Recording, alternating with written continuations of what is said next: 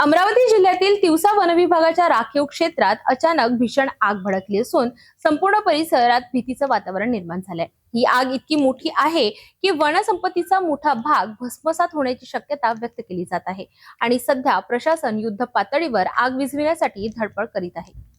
ही घटना तिवसा तालुक्यातील वनविभागाच्या राखीव क्षेत्रात घडली। मिळालेल्या माहितीनुसार अचानक जंगल परिसरात भीषण आग लागली आणि काही वेळातच आगीने मोठे रूप धारण केले।